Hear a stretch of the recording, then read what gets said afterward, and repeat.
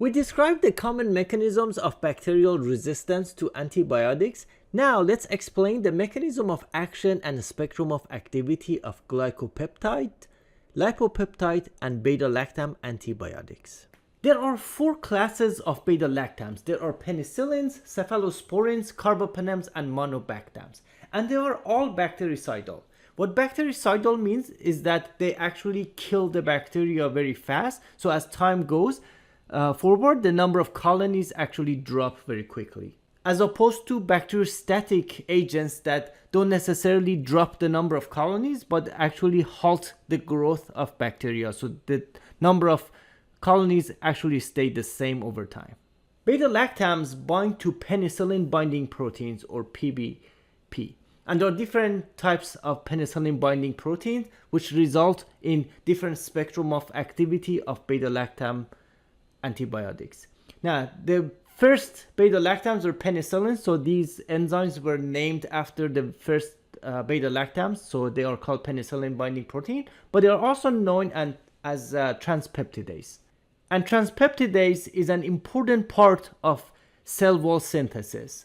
So by inhibiting penicillin-binding protein or transpeptidase, beta-lactams inhibit cell wall synthesis. Now, without going into too much detail, the synthesis of peptidoglycan involves several steps, and one crucial step is the cross-linking of components of peptidoglycan, and that cross-linking is done by transpeptidase enzymes, and that is the site of action of beta-lactams. Let's take a look at the spectrum of activity of penicillins and monobactams first. So when it comes to penicillins, these are there are essentially subclasses of penicillins. So the first penicillins to come to the markets were actually called penicillin, and we have two different forms, penicillin G and penicillin V, with identical activity. And these have good activity against beta hemolytic strep, but they may not have the best activity against Streptococcus pneumoniae. Now, they are active against most E. faecalis, but they have no activity against Enterococcus faecium, and they are not active against any Staphylococcus aureus. So MSSA and MRSA are not active. There is a small subset of Staphylococcus aureus called penicillin susceptible Staph aureus that these agents are active against, but those are essentially less than 10% of all Staphylococcus aureus. And the reason is that majority of Staphylococcus aureus actually produce penicillinases that break down penicillin, so they don't have activity against MSSA or MRSA. And they don't have any activity against gram-negatives, as well as anaerobes or atypical organisms.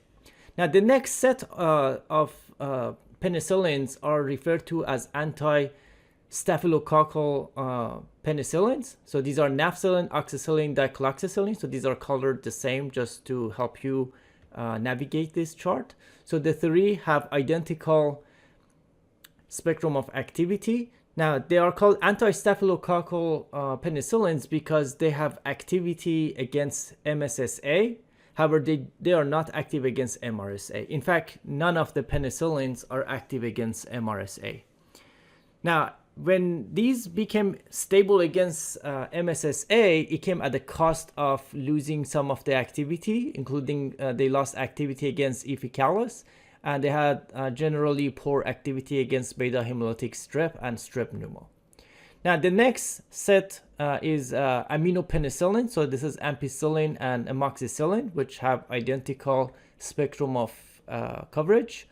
Ampicillin and amoxicillin, they do have improved gram-negative activity compared to the previous subclasses of penicillin. So they get some activity against H. flu and including E. coli, Klebsiella, and protease.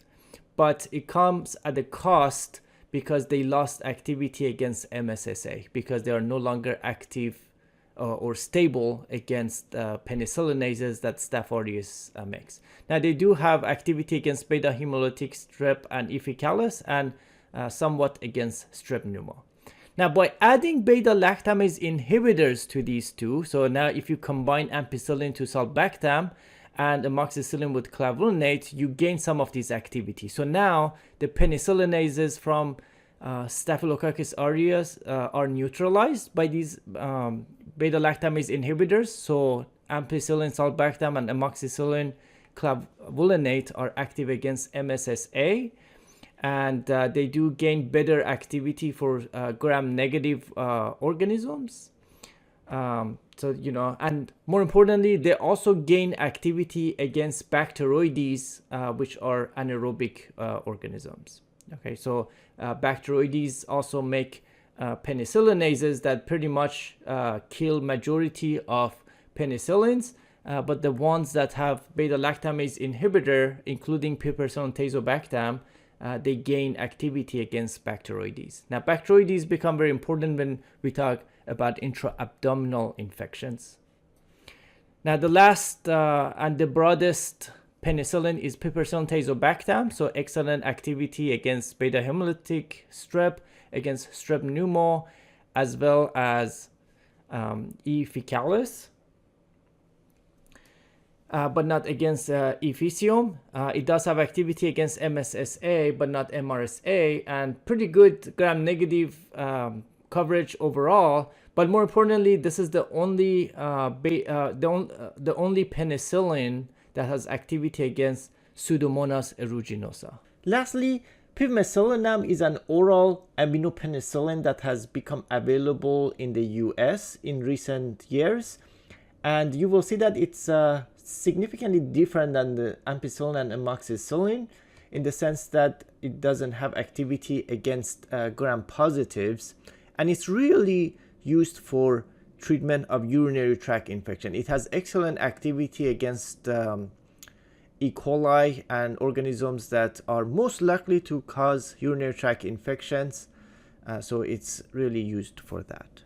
Now let's take a look at monobactams. Aztreonam is the only monobactam that's available in the US, and it is also available in combination with beta-lactamase inhibitor avibactam. You will see that they absolutely do not have any activity against gram-positives, so that's extremely important to keep in mind anytime you use aztreonam as part of your regimen, that it does not have any gram-positive coverage. It has excellent coverage against some of the gram-negative, such as H. flu, and some of the enterobacteriales, such as E. coli and Klebsiella.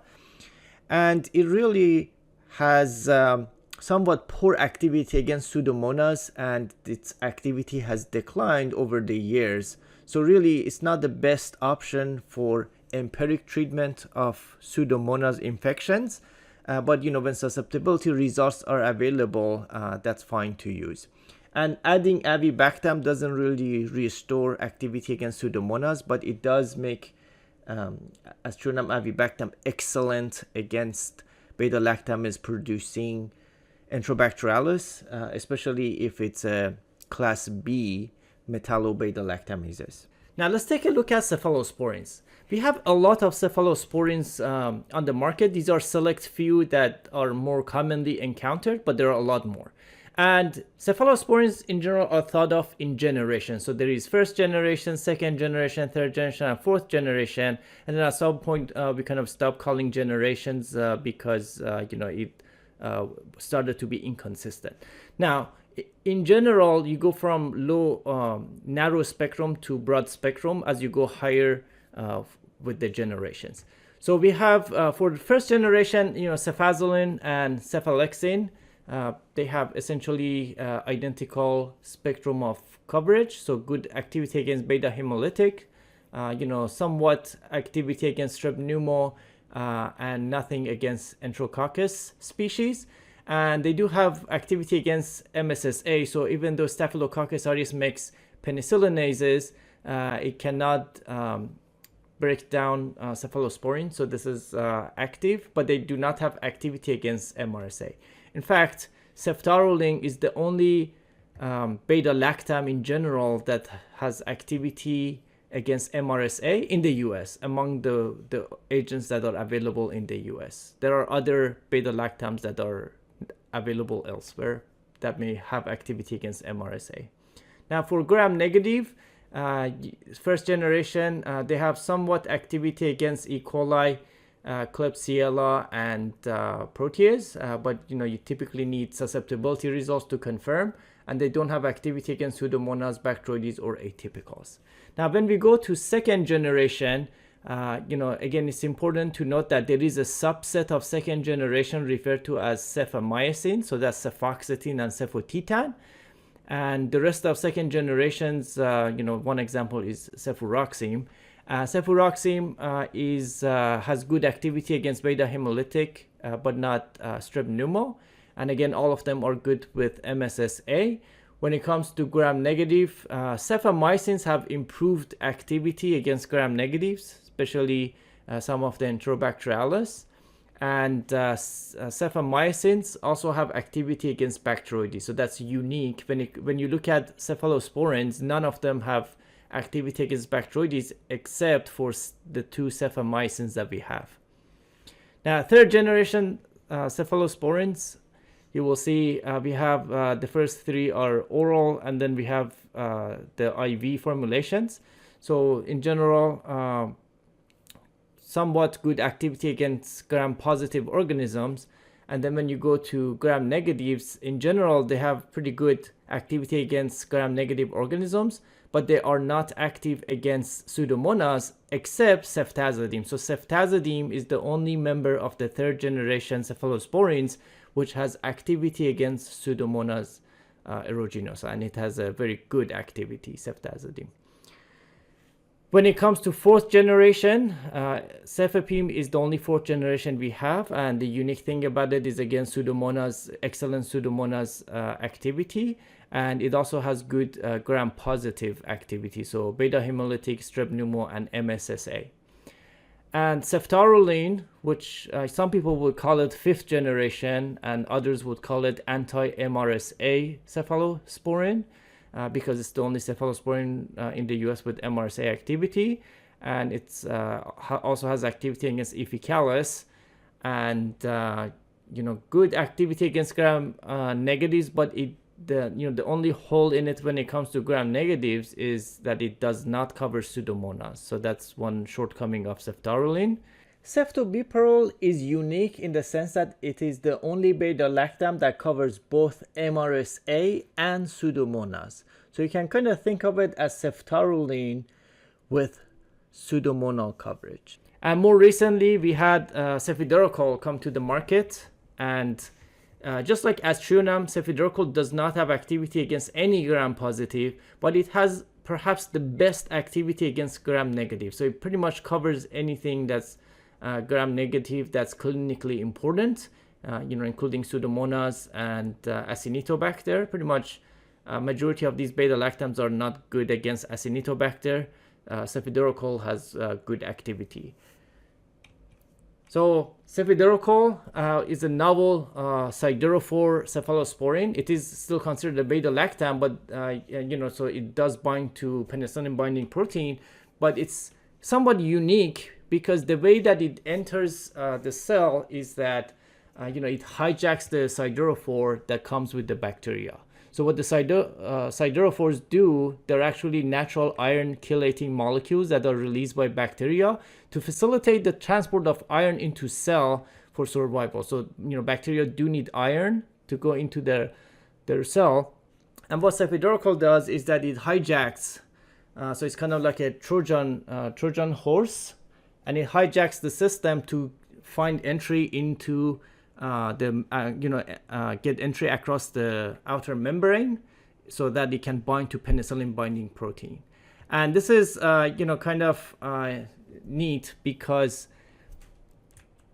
it can overcome some of the mechanisms of resistance in gram-negative. So because it doesn't depend on porin channels to enter outer membrane, it doesn't matter if the bacteria make changes in porin channels. And it's also somewhat stable to efflux pumps. So, that's the reason for its excellent activity against many gram-negative organisms. And to make it even better, its structure is stable against hydrolysis by many beta-lactamases, including metallo-beta-lactamases. So remember, when it comes to metallo-beta-lactamases, these are Ambler class B. They pretty much break down all of the beta-lactams, and none of our beta-lactamase inhibitors can block these. Now, cefiderocol is actually stable against metallo-beta-lactamases, meaning metallo-beta-lactamases cannot break down cefiderocol. So here's a figure that it shows you how cephalosporin goes across the outer membrane into the periplasm space where it can bind to penicillin-binding protein. So essentially, it hijacks the system where the bacteria is trying to bring iron in, and cephalosporin hijacks the system and goes in and finds penicillin-binding protein. Now let's take a look at the spectrum of activity of carbapenems and cephalosporins.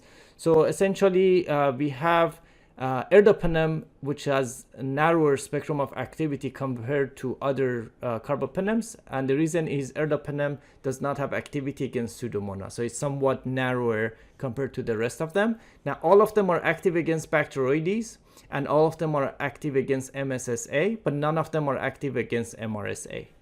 Imipenem has really good activity against pretty much most of the clinically important organisms, including Pseudomonas. It's also active against E. faecalis. With meropenem and doripenem, pretty much identical to imipenem, with the exception of E. faecalis. They are not active against E. faecalis. Now, more recently, we have added beta-lactamase inhibitors to meropenem and imipenem to overcome some of the carbapenemases that are made by Enterobacterales. So you will see that the spectrum of activity in this table looks the same, but essentially the advantage of these two is that things like E. coli and Klebsiella, if they happen to make carbapenemases, then meropenem and imipenem will no longer be active, and these can potentially overcome those mechanisms of resistance. And in the case of imipenem, because imipenem alone is not stable to AMP-C, if there happens to be an organism such as Pseudomonas that makes AMP-C, then lipopeptide can block AMP-C so that imipenem will continue to have activity. So when you compare meropenem vibactam and imipenem lipopeptide, the role of imipenem lipopeptide would be that extra activity against Pseudomonas. Otherwise, they both have good activity against carbapenem resistant Enterobacterales. And lastly, we have cephalosporin combinations with some beta-lactamase inhibitor. So we have ceftolozane tazobactam. So ceftolozane is kind of similar to cefepime, but it's not available alone, so it was not listed in the previous table. It's only available in combination with tazobactam.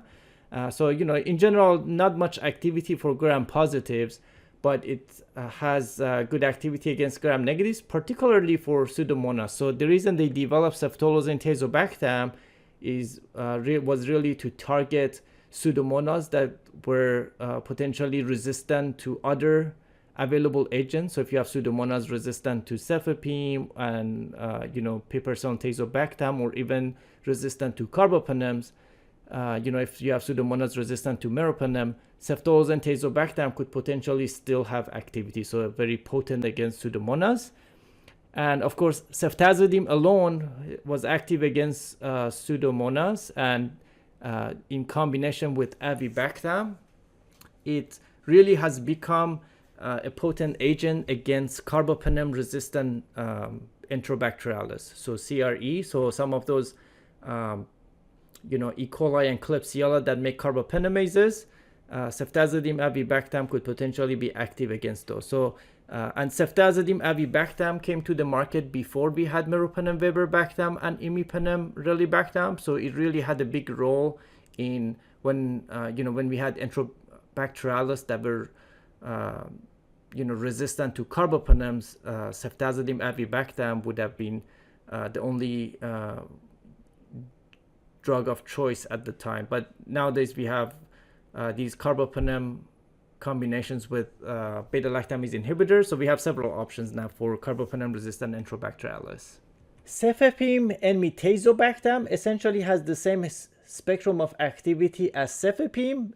The only addition is that enmetazobactam makes cefepime stable against ESBL. So when it comes to Enterobacterales, so E. coli, Klebsiella, etc., if they have ESBL production, cefepime will be stable to it. So it has improved activity for these gram-negative agents. Now let's talk about glycopeptides and lipoglycopeptides. So vancomycin is a tricyclic glycopeptide. It is a huge molecule, so you can see the a depiction of its chemical structure.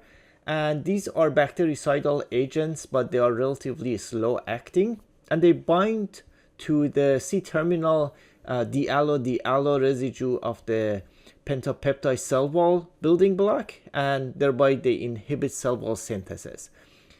Now, vancomycin is the primary glycopeptide used in the US, and there are lipoglycopeptides that are derived from vancomycin's structure.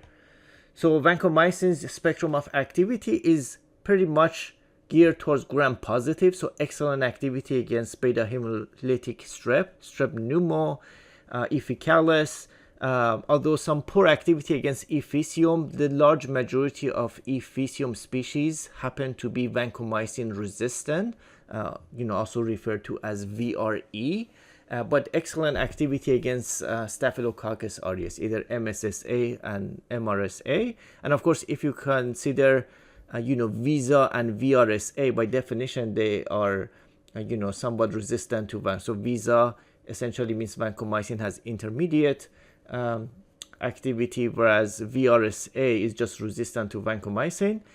Whereas lipoglycopeptides have much more improved gram-positive activity, including activity against VRE, against vancomycin-resistant Enterococcus.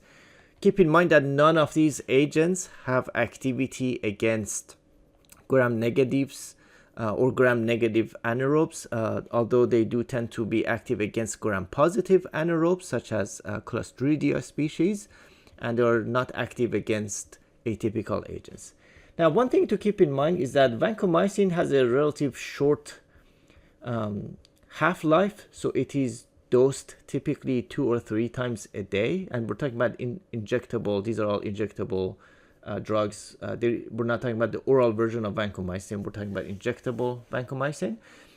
Whereas dalbavancin and oritavancin have a very long half-life, so typically more than 1 week of half-life, which makes these two agents ideal for patients who need long duration of therapy, because you can get 1 or 2 injections and the drug will stay in the system for several weeks. Whereas vancomycin, if somebody needs long duration of therapy, it's an injection, again, 2 or 3 times a day, that makes it less convenient.